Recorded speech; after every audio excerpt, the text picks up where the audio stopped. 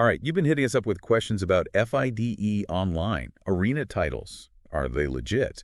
Do they hold any real weight in the chess world? We're about to deep dive into that very question. We've got a stack of Reddit discussions, blog posts, and even a chess player's personal account of their quest for an Arena Grandmaster title. Let's unpack this. One Reddit thread caught my eye. Someone was blown away by how much tougher the competition on FOA is compared to, say, chess.com. They were up against players with lower ratings who were playing way above their level. Have you noticed this difference in online platforms? It's fascinating how rating systems can vary. What's interesting here is that FOA, being FIDE's official platform, tends to attract serious, tournament-minded players.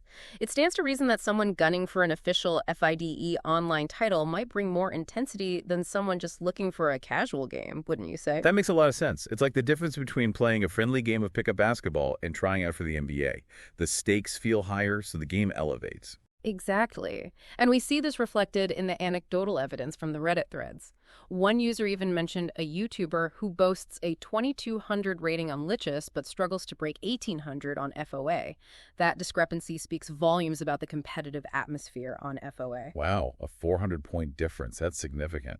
So are we saying that FOA ratings are generally deflated compared to other platforms? It's a possibility. Remember, the rating systems aren't standardized across platforms. A 1500 player on FOA might be an 1800 on another site. But before we jump to conclusions, let's clarify what we're talking about. When we say over the board, or OTB for short, we're referring to traditional in-person chess. This is in contrast to online chess played on platforms like FOA. Right, and that distinction is important because the FIDE online arena titles are specifically for online play, correct? Absolutely. They exist in a separate category from traditional OTB titles like Candidate Master, FID Master, International Master, and of course Grandmaster. So we've established that FOA attracts a competitive crowd. But what about these titles everyone's after? We found a blog post breaking down the different FOA titles and how to earn them. Could you walk us through those? Absolutely. There are four main titles on FOA. Arena Candidate Master, or ACM. ACM. Arena FIDE Master, or AFM. AFM. Arena International Master, or AIM. AIM. And at the top, the coveted Arena Grandmaster, or AGM. AGM, right? And just to reiterate, these are distinct from traditional over-the-board titles. So when someone says, I'm a GM, they probably earned it the hard way across a real board. Precisely, these FOA titles are specifically for online achievements on, you guessed it, the FIDE online arena platform. Okay, so let's break down the requirements. What does it take to earn one of these titles? The blog post gave a great overview. Each title has a minimum rating requirement. 1100 for ACM, 1400 for AFM, 1700 for AIM, and a cool 2000 for AGM. But it's not enough to just hit that rating once, right? You've got to prove you can hold your own at that level. That makes sense. Yeah. So how many games do you need to play to solidify a title? For each title, you need to maintain the required rating for a specific number of games. 50 games for Rapid 100 for Blitz, and a whopping 150 for Bullet.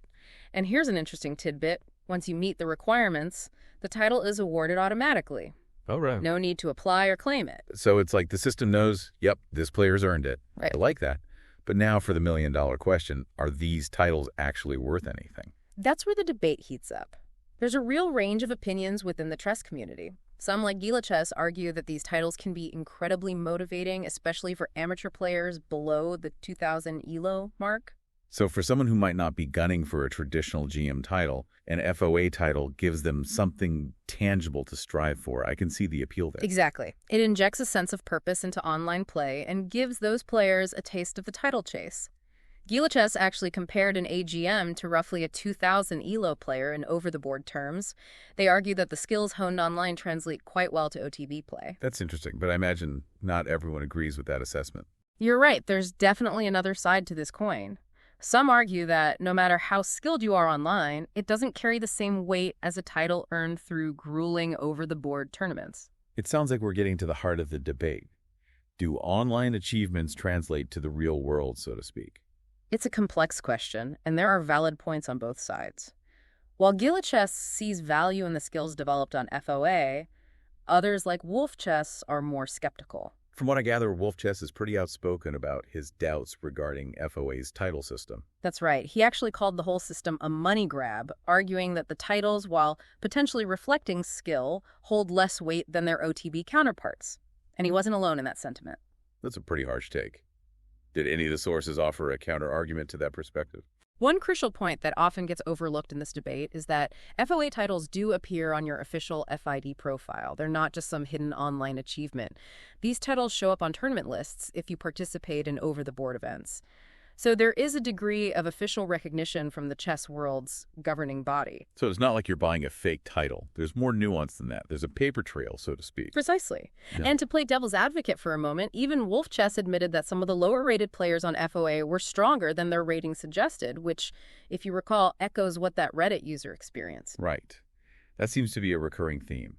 Maybe it speaks to the inherent difficulty of comparing rating systems across different platforms? It definitely highlights the inconsistencies, but it also circles back to the fact that these online platforms attract different types of players with varying goals and levels of seriousness. So where does that leave us? What's the final verdict on the legitimacy of FOA titles? Ultimately, I think their significance is subjective.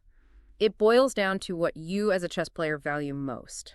Do you find motivation and a sense of achievement in earning an officially recognized online title? Or are you solely focused on the prestige and recognition of traditional over-the-board achievements? There's no right or wrong answer. I suppose it's similar to how some people might find immense satisfaction in completing a challenging video game and earning all the achievements, while others might see it as a frivolous use of time. That's a great analogy. It's all about perspective. But here's something to ponder, and this came up in a few of the forum discussions we analyzed. As online chess continues to explode in popularity and platforms like FOA become even more prominent, could we see a shift in how the chess world at large views these titles? It's certainly an interesting thought. Could the lines between online and over-the-board chess become increasingly blurred in the future? Maybe we need a whole other deep dive to unpack that question. But for now, we hope we've given you some food for thought and have clarified the debate surrounding FIDE online arena titles. Until next time, keep those minds sharp and happy playing, whether it's online or over the board.